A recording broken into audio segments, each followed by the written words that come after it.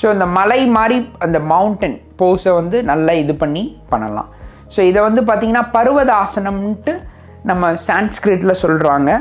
இதிலே பார்த்திங்கன்னா ஒரு சின்ன வேரியேஷன் பார்த்திங்கன்னா கொஞ்சம் சேரை இங்கே கூட பிடிச்சிக்கலாம்.